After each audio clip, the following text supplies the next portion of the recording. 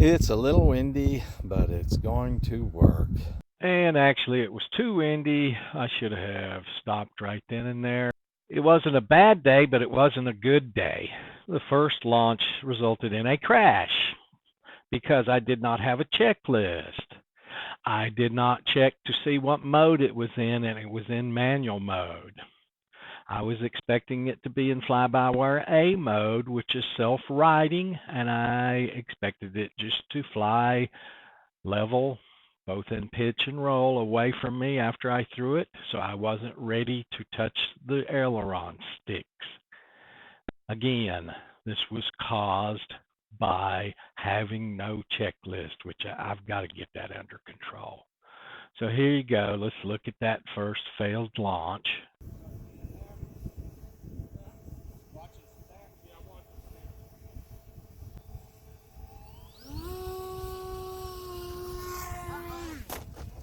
Now let's watch the walk of shame.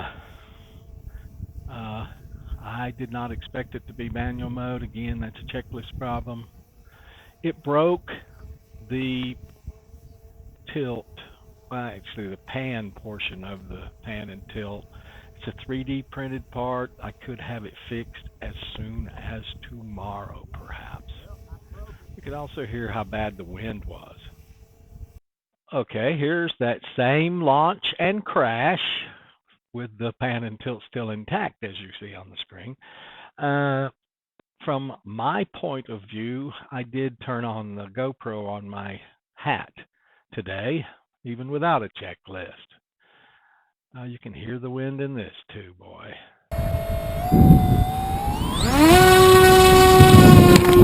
Uh-oh! Son of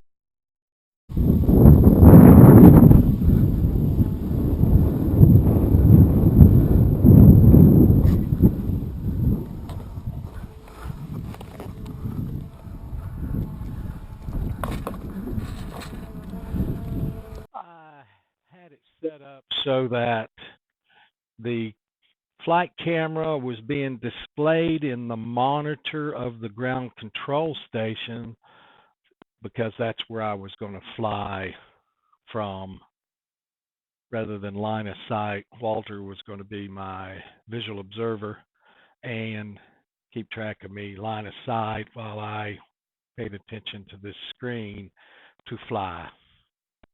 So this is that crash from the ground station recording portion. And then, of course, I took the camera off after it broke the little part. I took the camera off and flew it a second time fine because I flew in fly-by-wire A mode on launch the second time. But I didn't have any video at all for the second launch. I also did not turn on the 4K camera on top of the flight camera. There's two cameras on it. One flight camera that goes to a video transmitter to this ground station so I can see out the front of the platform. And then the 4K camera on top that just takes video that's used after the flight, not during the flight. So I didn't have the 4K video. Again, checklist problem. But I do have the short flight camera video because after this crash, it had to be taken off for the second flight.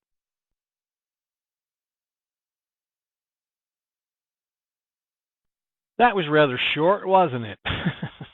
It was. It just went 20 feet, and that was the end of that. You don't need to see the camera looking in the ground, do you? And here's what was broken. In truth, just the right side at the top you can see there of this is the pan portion technically.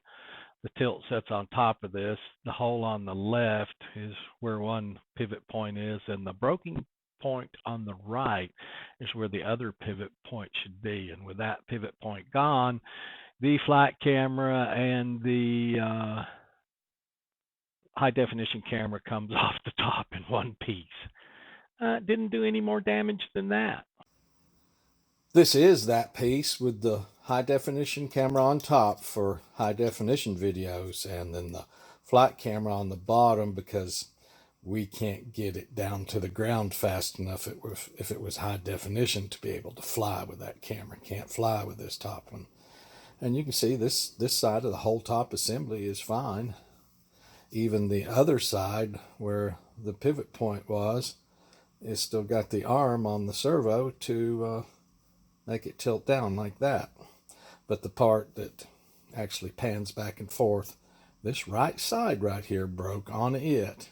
Wasn't a very bad break at all, but I did have to take this off and for the second flight.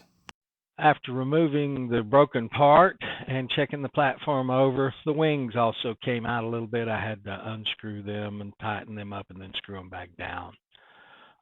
So then I was ready for a second flight. No cameras on the platform at all now, none. So there's no high definition video, there's no flight video in the ground station. I do get ground station telemetry from this flight, but that's all. So you're going to see it launch.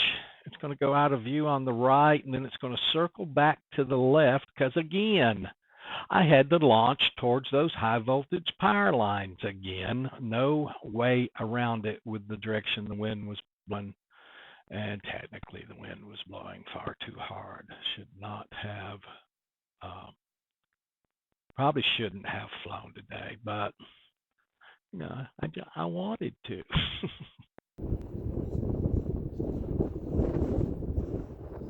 Actually, I may be able to do it.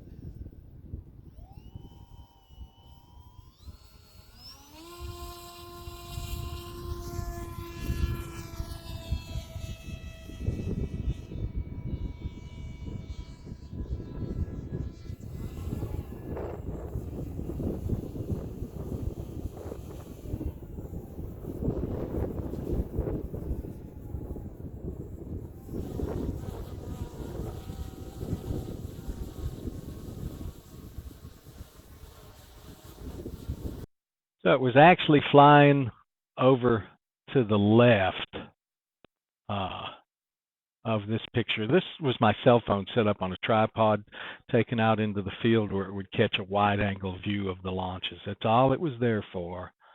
And it did catch the landing too. So I'll go ahead and forward it up to that landing, and then I'll show you the GoPro view of the flight. The airplane's going to appear from the left just above the car. There it is. They had taken more sod away. I had to find a good piece of sod to land on. And it's Walter's drone that's making the prop noise. This is the second flight. From my point of view, the wind had gotten terrible.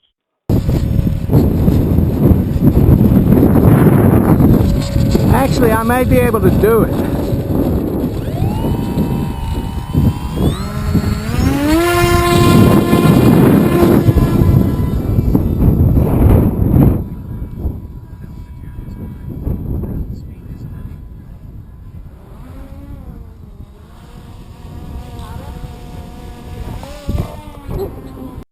So the wind had gotten so bad, the downwind leg of the return to launch circle at 70 miles an hour. It was just more than the little platform needed. I think the gusts were 30 miles an hour at that point.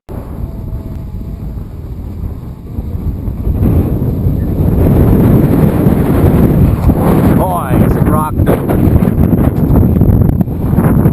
And boy, does it go downwind.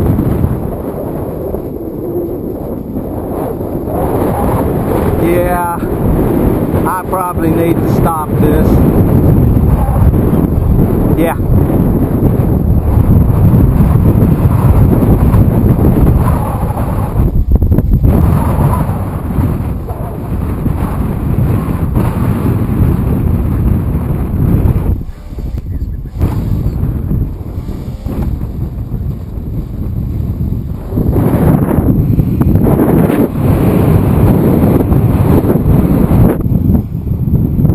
Jesus.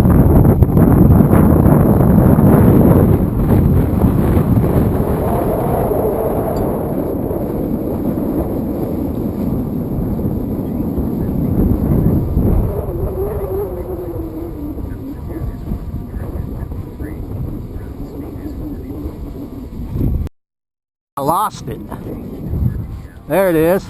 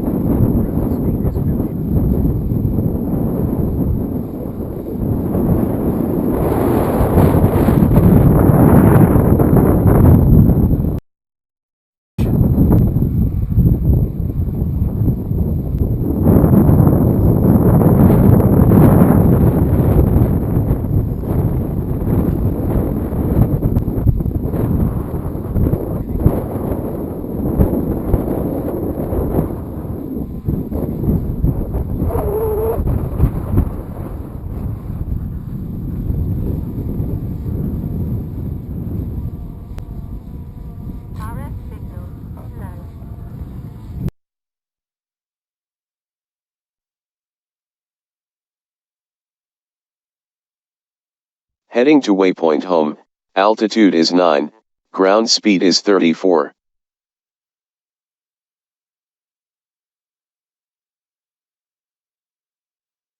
Mode change to RTL.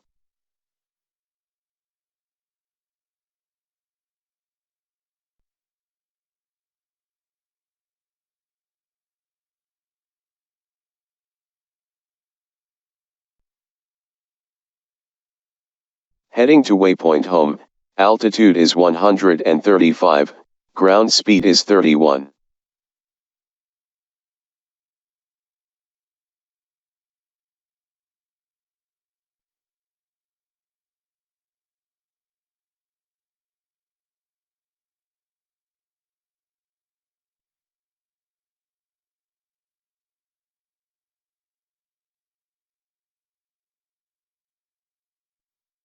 Heading to waypoint home, altitude is 141, ground speed is 26.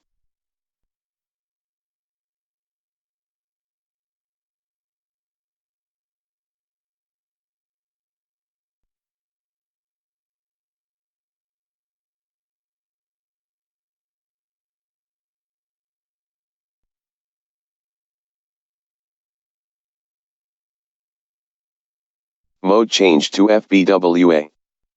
Heading to waypoint home, altitude is 153, ground speed is 41. Mode change to RTL. Mode change to FBWA.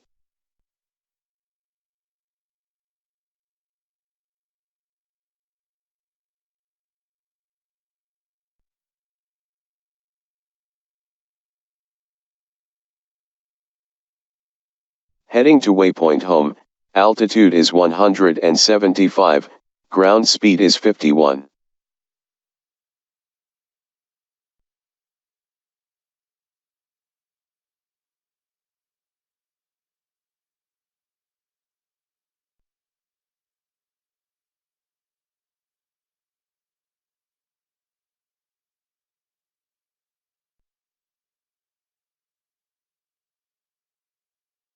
Heading to waypoint home, altitude is 135, ground speed is 22.